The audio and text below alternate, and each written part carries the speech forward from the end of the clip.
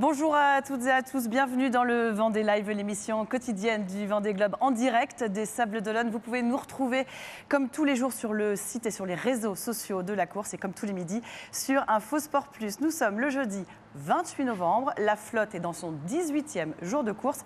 Et pour commencer l'émission, ce que je vous propose, c'est un Vie ma vie de marin avec Samantha Davis. Oui, c'est bon, on est encore rapide.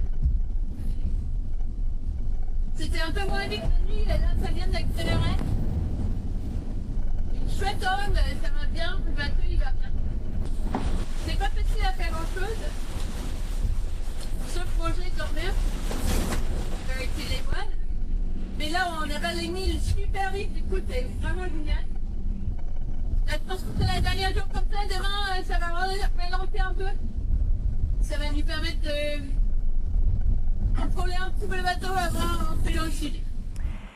Il les connaît par cœur, ces conditions de vie-là. C'est un immense marin que nous avons le plaisir de recevoir aujourd'hui, vainqueur cette année du premier Tour du Monde en solitaire, en ultime, à bord du Maxi Edmond de Rothschild en 50 jours et 19 heures. Vainqueur de la dernière route du Rhum aussi, triple vainqueur de la Transat Jacques Vabre, double vainqueur de The Ocean Race, vainqueur de la solitaire du Figaro. Je vais m'arrêter là parce qu'on n'a qu'une demi-heure d'émission. Charles Caudrelier est notre invité aujourd'hui. Bonjour Charles. Bonjour. Et le public s'y connaît. Évidemment, il est là aussi avec nous, toujours fidèle au poste, notre spécialiste et expert météo, Étienne Saïs. Bonjour Étienne. Bonjour Hélène. Tu vas tout nous dire? Toujours, on va essayer. Ah, tu applaudis aussi, bien sûr. On est en public et en direct. Charles, on a vu les images de Samantha Davis, on voit les images depuis le début de la course. Faire un tour du monde en solitaire, comme ça, autour de la planète, sur un bateau, il faut aller puiser où dans son intérieur, dans son fort intérieur, pour réussir cet exploit-là? Moi, je crois qu'il faut aller puiser très loin et ça se prépare bien avant. En fait, si tu n'as pas une énorme envie, il ne faut pas y aller parce que c'est quelque chose qui va être dur. Et il faut le préparer. Donc souvent, c'est des plans sur 4 ans quand on prépare le Vendée Globe. Et moi, en tout cas, pour mon Tour du Monde, ça faisait 4 ans que j'attendais ça et j'avais très envie. Enfin, ça avait même 25 ans, donc j'avais très envie. Donc ça s'est bien passé. Et effectivement, ils vont avoir des moments très difficiles. C'est très long, un Tour du Monde. C'est 80 jours sur un bateau, c'est extrêmement long. Donc mentalement, il faut se préparer et on ne sait pas à quoi on va être confronté. Donc il faut tous les jours travailler là-dessus, travailler sur son mental parce que ça va être très, très difficile. Un petit mot quand même, malgré ton palmarès époustouflant, un des plus beaux palmarès de la voile française et de la voile internationale. Tu n'as jamais fait le Vendée Globe, une histoire de planète qui ne s'est jamais vraiment bien alignée. Elle représente quoi encore aujourd'hui pour toi, cette course? C'est une grande course, hein. Moi c'était un rêve d'enfant. J'ai eu la chance de pouvoir réaliser ce rêve-là autour du monde quand même sur le Maxi Edmond Rothschild. Donc pour moi c'était énorme, mais ça représente toujours, quand je dis au départ, je suis venu au départ, c'est la course sur laquelle encore je ressens toujours autant d'émotions que quand j'avais 20 ans parce que ils partent pour une grande aventure, ça reste une énorme aventure et ça c'est génial. Évidemment, on va en reparler tout au long de cette émission. Il a rejoint l'écran tactile. Étienne, on va faire le point course avec toi. La flotte, la tête de flotte surtout, qui file toujours tout droit vers le cap de Bonne-Espérance. Et oui Hélène, toujours tout droit et toujours très vite, même à l'heure où on vous parle sur le classement de 11 heures. On a toujours Johan Richomme qui est pointé à 23 nœuds, Charlie Dalin toujours à 20 nœuds. Après les jours passés, déjà aller très très vite, ça continue à aller vite, ça ira un peu moins, mais vraiment, ça continue d'être amené par cette dépression. Charles, un petit mot, qu'est-ce qui t'interpelle sur ce début de course de la tête de flotte notamment? C'est très impressionnant, les moyennes qu'ils font. Mais je pense qu'ils pourraient sans doute aller un peu plus vite. Je pense qu'ils sont quand même tous assez malins. C'est des grands marins et ils sont un peu dans la gestion. Donc j'ai un peu l'impression qu'il y a une surenchère à chaque classement. Il y en a un qui va un peu plus vite, donc l'autre se dit il faut que j'accélère. Mais j'ai peut-être presque l'impression que des fois ils sont un peu sur les freins parce qu'ils savent que la course est longue et que ça ne va pas se jouer là. Et ils ont peur pour leur bateau parce que ce n'est pas anodin d'aller aussi vite, aussi longtemps. Étienne, en revanche, derrière, ça commence à ralentir un petit peu. Et oui, derrière, en fait, on a affaire au premier décrochage, les décrochages du bateau qui vont quitter cette fameuse dépression. On verra ça sur le point météo tout à l'heure. Donc, on a ces décrochages et je pense que c'est Benjamin Dutreux qui nous résume le mieux cette situation. Il va commencer à falloir prendre son mal en patience, gérer un peu la frustration parce que ça y est, là, nous, on est dans la traîne de la dépression. Et donc on a beaucoup moins de vent, donc ça veut dire que devant ils font que continuer à partir loin. Et sinon, y a un truc qui fait super bizarre, c'est que maintenant que le bateau a ralenti, on est à 15 nœuds, ce qui est pas non plus nul. Et j'ai l'impression d'être complètement arrêté, quoi. Que le bateau avance pas du tout. Et oui, donc voilà, il y a l'impression que le bateau n'avance pas du tout. C'est un peu la bonne nouvelle par derrière, c'est qu'on voit sur tout l'ensemble de la flotte, on avait quand même plus de 2000 milles d'écart sur toute la flotte qui est très alignée, ce qui est assez rare. On voit derrière que ça reprend du vent. On a Jean Le Cam ici qui va pointer à 18 nœuds. On va avoir la même valeur pour Louis Duc qui est aussi à 18 nœuds. Donc voilà, on a vraiment toute la flotte maintenant qui fait une grande ligne droite en direction du cap de Bonne-Espérance et de l'océan Indien.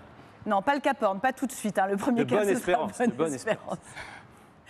Un point sur le classement. Alors, pas de révolution sur le classement, si ce n'est Sébastien Simon qui récolte les fruits de ses records d'hier. Exactement, Sébastien Simon qui passe du coup à la 2e place au classement, à 19 000 de Charlie Dalin. Donc voilà, pour le reste du classement, rien n'a bougé. C'est Sébastien Simon qui reprend, qui a bougé seulement. Charles, un mot peut-être sur on voit là les 8 premiers du classement. Non, mais on n'est pas surpris. C'est des gens qui ont soit des bateaux neufs, soit des bons bateaux. C'est surtout des marins qui ont tous des palmarès incroyables. Pour beaucoup d'entre eux, formés sur la solitaire du Figaro, je pense qu'il n'y a pas de hasard. Ces gens-là, il y a beaucoup de vainqueurs du Figaro devant et il y a des vainqueurs de la Mini Transat. On retrouve les meilleurs marins, les meilleurs palmarès devant avec les meilleurs bateaux, mais aussi les meilleurs marins. Ça, c'est une évidence. Il n'y a pas de hasard. On le disait tout à l'heure, Étienne, tu le disais, on voyait cette longue ligne droite jusqu'au cap de Bonne-Espérance. Charles, le cap de Bonne-Espérance, c'est évidemment le premier des 3 caps qu'ils vont avoir à passer dans ce tour du monde, que tu as passé aussi, bien sûr, avec le Maxi Edmond Rothschild. On voit sur la photo ce passage-là cette année. Ça veut dire quoi de passer ce premier cap dans la tête d'un marin quand on sait qu'on a encore tout le tour de la planète à faire ?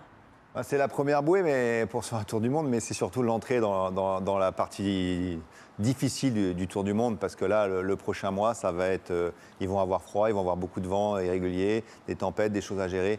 Donc c'est la partie dure du tour du monde. Donc en fait, on attend avec impatience le passage du Cap Horn après, mais c'est long, c'est un mois, oui, plus d'un mois. C'est pas tout voilà, de c'est une partie difficile, ouais.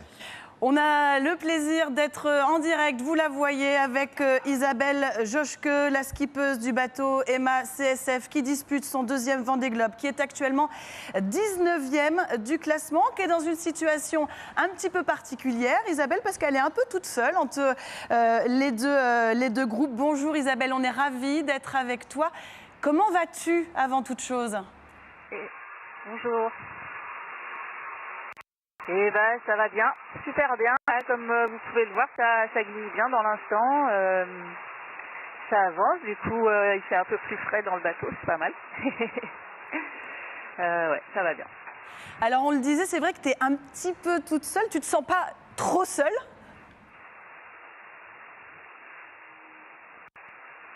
Non, moi j'aime bien. Je suis un peu seule, écoute, c'est un peu normal aussi d'un certain point de vue parce que j'ai un foiler, mais j'ai un bateau qui peut évidemment pas atteindre les vitesses des bateaux qui sont en tête. Charles parlait du fait que c'est logique, les bateaux qui sont en tête sont quasiment tous des bateaux neufs ou de la génération 2020.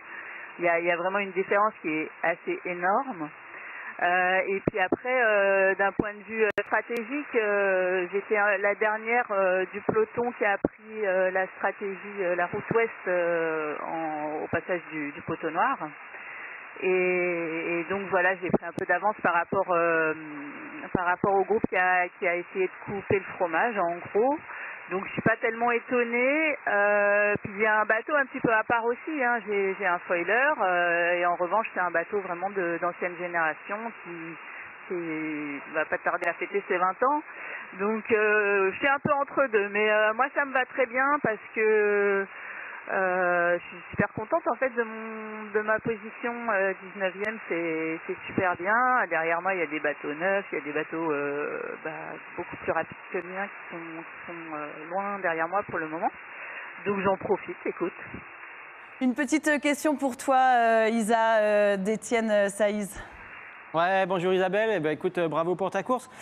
Du coup, moi, la question un peu qu'on se posait, ça rejoint un peu ce que disait Hélène. Est-ce que c'est difficile pour toi de donner du rythme au bateau, sachant que tu es un peu entre deux pelotons, en fait, tu te retrouves relativement seul, mais est-ce que ça t'arrive à donner du rythme et, est-ce que c'est difficile pour toi? Ça te gêne pas du tout Salut Étienne. Écoute, non, pas du tout. Le rythme, je vais te dire, c'est le vent qui le donne. Non, je suis à fond sur mes fichiers pour essayer de trouver les petits trous de souris où il y a du vent.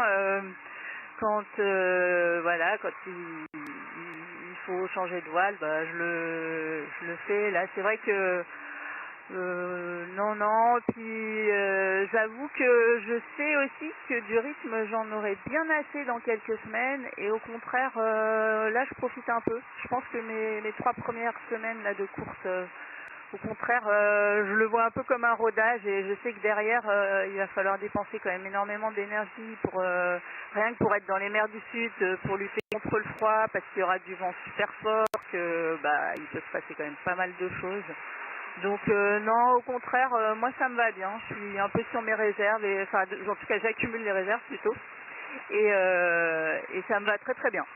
Isa, pour terminer, Isabelle, pardon, c'est la question que je voulais te poser. Tu dis souvent, et tu l'as dit avant le départ, ce qui est important, c'est que j'arrive à m'écouter moi-même pour ne pas être épuisée. Est-ce que tu arrives à bien t'écouter toi-même en ce moment?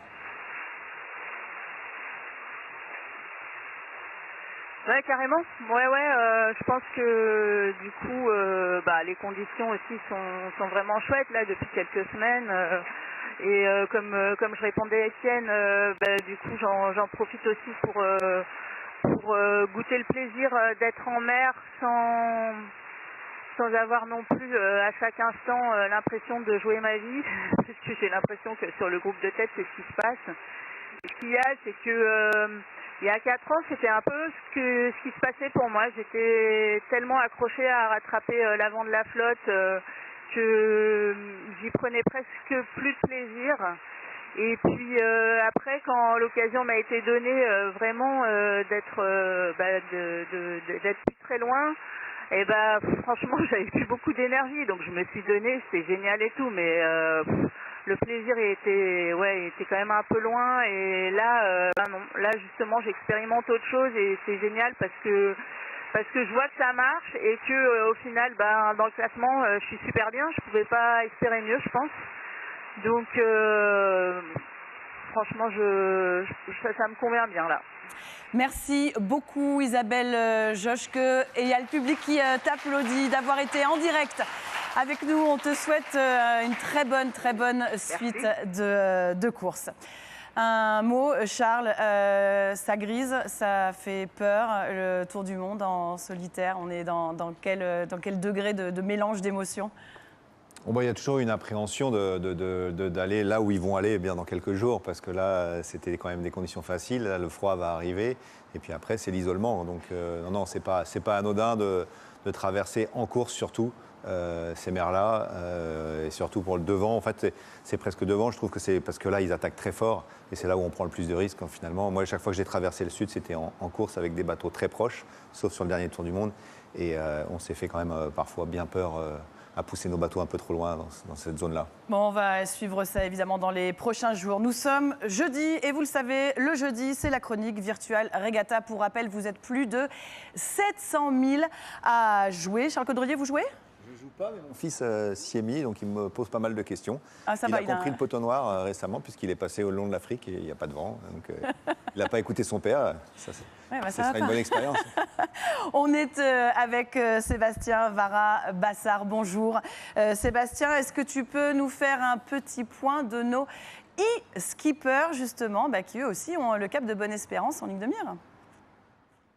Bonjour, oui, tout à fait. Alors nous, on est largement décroché par la course en réel. Voilà, on est bien à l'arrière et on a évidemment un petit peloton qui est en train de suivre à la queue leu justement ce couloir dont profitent les skippers en réel.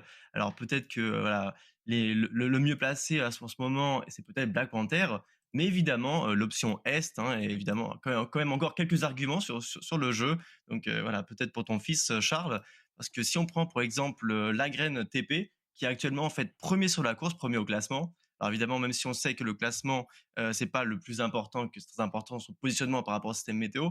Mais voilà, donc la première place pour l'instant, c'est sur une option Est. Alors Sébastien, on a vu aussi hier qu'il y a eu une pluie de record de la distance parcourue en 24 heures. Est-ce qu'il y a une pluie de record aussi dans le jeu? Alors, c'est difficile de parler de record sur le jeu parce qu'en fait, tous les bateaux qui ont les mêmes options ont en fait font les mêmes vitesses. On a ce qu'on appelle des graphiques de vitesse on appelle ça des polaires plus précisément. Et en fait, on peut tout de suite savoir, par exemple, à 25 nœuds, si je me mets à 90 degrés du vent, si je reçois mon vent à 90 degrés, c'est-à-dire plein travers, je sais tout de suite que mon bateau ira à 20,4 nœuds. Et donc, à partir de là, on sait exactement comment optimiser sa vitesse. Mais évidemment, le plus important, c'est d'avoir ce fameux compromis cap vitesse, donc aller vite, mais aussi dans la bonne direction. Merci beaucoup Sébastien pour toutes ces explications. On te retrouve lundi avec grand plaisir. À lundi, ciao, ciao, merci. Bon Charles, il va falloir s'y mettre quand même à jouer, c'est pas possible ça. À ce jeu. À ce jeu. On le disait depuis hier, notamment, il y a eu une pluie de records avec Sébastien Simon. Alors on a fait aussi référence au record en équipage. Vous étiez à bord de Holcim quand il y a eu ce record-là, 640 000, je crois, avalés en 24 heures. Est-ce que vous pensez que ça peut être battu par un solitaire sur ce Vendée Globe, vu les allures là? Je pense que les bateaux ont le potentiel, mais je pense que pas que peut-être qu'ils vont prendre les risques. Alors en plus, je pense qu'ils ont passé la zone où peut-être il y a une chance de le battre. C'était parfait. Je pense qu'ils vont faire attention pour pas trop tirer sur le bateau. Je pense qu'ils auront peur de battre ce record. Et nous, on avait vraiment des conditions parfaites, je pense encore meilleures que les leurs. Donc je ne suis pas sûr. Mais les bateaux, c'est clair, ont le potentiel. Après, il faut qu'il y en ait un qui soit assez fou pour... voilà, je pense que c'est une course quand même de dur. Il faut durer sur le Vendée Globe. Nous, c'était sur une transat de 6 jours et on n'avait pas le choix. Il fallait aller à fond. Alors, Holcim, c'est le bateau sur lequel Nicolas Luneven est en train de faire le Vendée Globe. Alors, Nicolas, qui est 6e actuellement, était à la vacation ce matin. Comme on savait que tu venais, tu as eu une question pour lui. C'était quoi la question?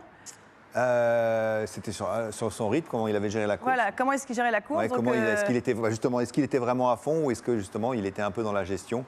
Parce que je sais que ce bateau peut aller plus vite. Peut aller très très vite. Eh bien, Perrine Van Gilve lui a posé la question pour toi. Nous, il y a un moment, la mer, c'était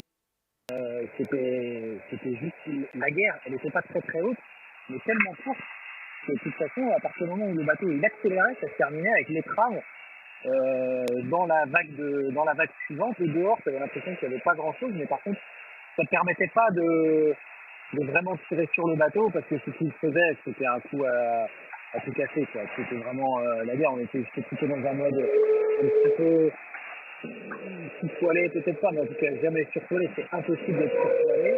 C'est pas au plancher parce que les conditions ne permettaient pas de le faire. L'invité du live aujourd'hui, c'est Charles Caudrelier, qui a une petite question pour toi. Il se demande où est-ce que tu as caché les clés de Diablesse? Alors je donne les clés de Diablesse aux personnes de confiance. Mais du coup, est-ce que tu sous-entends que Charles n'est pas une personne de confiance? Ah bah écoute, après il conclut s'il a envie de conclure. S'il est sage, il sera invité à faire un tour à bord un jour. Bon, est-ce qu'on peut savoir ce que c'est Diablesse, Charles Caudrelier? Diablesse, c'est le bateau le plus important pour Nicolas Luneven. C'est son petit bateau qu'il a refait entièrement lui-même. Et il m'a déjà invité, ceci dit. Mais donc voilà, c'est son petit bijou. Je crois que pour lui, c'est super important. Et on en profite, puisque tu es avec nous aussi, pour lui souhaiter un très très bon anniversaire à Nicolas Luneven. C'est aujourd'hui. Il fête ses 42 ans. On va prendre le large maintenant avec, regardez bien et prenez-en bien plein les yeux, le coucher de soleil de Thomas Ruyant à bord de Vulnérable à plus de 29.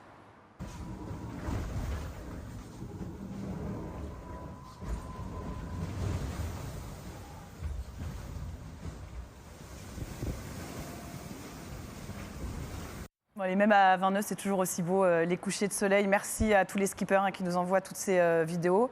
C'est le moment maintenant du point météo avec toi, Étienne. Et on va parler de l'anticyclone de Sainte-Hélène. Et oui, c'est ça. Fini la dépression, terminé. On se rappelle de cette dépression qui nous a animés au moins 4 ou 5 jours, qui a propulsé les marins dans l'Atlantique Sud pour les envoyer dans l'océan Indien. Cette dépression s'en va. On parlait des décrochages sur le point course. Ça va continuer. Ça va faire un peu de bien aussi pour les marins. Ils vont pouvoir sortir à l'extérieur du bateau pour voir comment ça se passe aussi et voir les réparations. Donc du coup, c'est vraiment l'anticyclone, ce H, on se souvient, cette haute pression, cet anticyclone-là, qui va générer un vent beaucoup plus maniable pour les marins. Et du coup, on voit ici en jaune la trace de Charlie Dalin, où on voit ces petits zigzags. Et c'est là où les manœuvres, ce qu'on va appeler manœuvrer, donc fini la ligne droite, on va devoir faire des manœuvres, des empannages. Donc ça va remettre aussi du rythme à bord. Voilà, sachant que derrière, on a la route ensuite en bleu qui va arriver ici de Guiriec-Soudé. Ça, c'est pour l'arrière de la flotte. Je fais juste une aparté sur Charlie Dalin et le groupe de tête où ils vont passer le cap de Bonne-Espérance demain en fin de journée, vendredi en fin d'après-midi. Sachant que la route bleue ici de Guiriec-Soudé, qui est une route, je dirais, plus habituelle pour l'Atlantique Sud, qui va faire le tour de l'anticyclone de Sainte-Hélène ici. Et là, c'est là où on voit la différence avec le groupe de tête, où on a des prévisions, je dis bien c'est des prévisions, du groupe de Guiriec qui vont passer le cap de Bonne-Espérance dans une semaine. Il vous a déjà joué des tours, l'anticyclone de Sainte-Hélène, Charles ? Ah bah oui, surtout que nous on essayait de faire des records et c'est cet anticyclone qui souvent nous bloquait pour partir parce qu'on cherche justement la situation qu'a eu la flotte, c'est la situation idéale pour battre le record du trophée Jules Verne. Donc on l'a scruté l'année dernière pendant presque 3 mois, donc on le connaît bien. Il n'est jamais au bon endroit. Un petit mot, Charles, sur ton actualité. Pas de trophée Jules Verne pour l'équipe Gitana.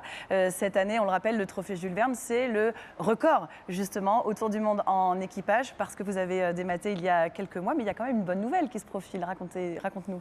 Bah, effectivement, cette année, on se sépare de ce bateau qui nous a donné tant de bonheur pour le Gitana 17 pour construire une nouvelle unité qui sera le Gitana 18 qui sera mis à l'eau dans 1 an. Alors avant que tu poursuives, on va peut-être rappeler aussi pour notre public, pour nos spectateurs, on parle d'Ultime, on rappelle, ce sont des grands multicoques de 32 mètres, ce sont les plus grands bateaux de course. Je te laisse poursuivre.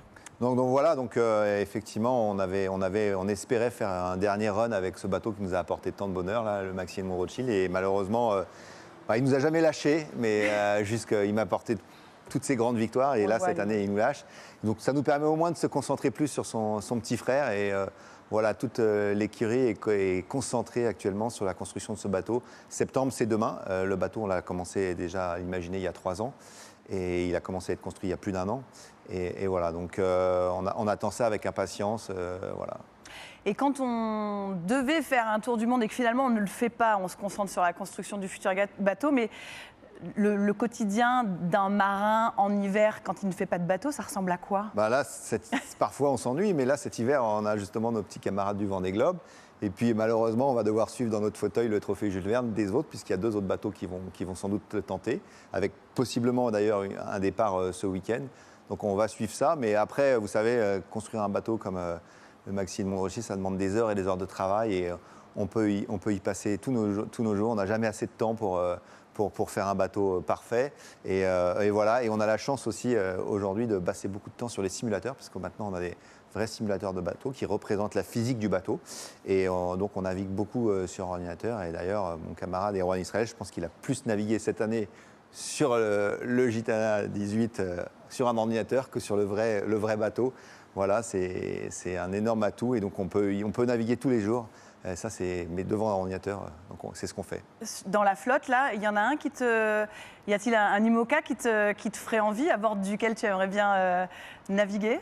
Tous les bateaux qui sont devant sont très sympas. Moi, j'ai eu la chance de connaître un peu cette nouvelle génération à bord de Holcim PRB. C'est des bateaux extraordinaires. Malheureusement, ils ne volent pas complètement. Moi, je pense que c'est ça que le futur, ça va être ça, et ça sera beaucoup plus sympa. Donc, ça les rend très difficiles. C'est des bateaux très exigeants. Donc, je souffre avec la flotte de tête, là, parce que les vitesses qui mènent, et Nicolas le disait, dans la mer, je m'en doutais. Sur nos modèles, on voit qu'il n'y a pas beaucoup de mer, mais elle est plus mauvaise, que ça dépend beaucoup de l'orientation. Et je pense qu'ils ont beaucoup souffert, les bateaux et les bonhommes. Et franchement, c'est impressionnant ce qu'ils font. Et je pense ça va être une course d'usure. Ouais. Allez, une toute dernière question très très rapide. Et Charles Caudrelier sur un Vendée Globe, c'est pour quand ? C'est pas prévu. Je pense plus à ma retraite, mais non, je sais pas. Peut-être Prochain, c'est L'envie est là. foutu. L'envie est là. L'envie, elle n'est pas vraiment là parce que je me suis régalé à tourner autour de la planète sur le Maxi. J'aime les bateaux qui volent. Si des bateaux se mettent à voler, peut-être que j'y repenserai.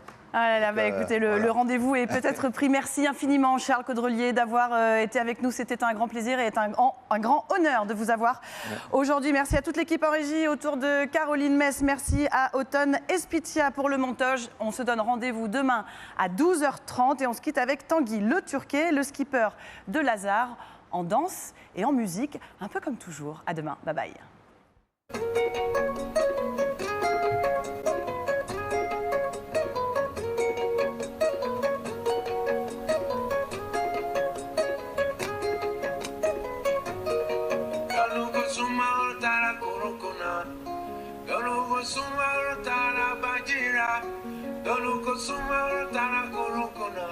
Suma oro morela.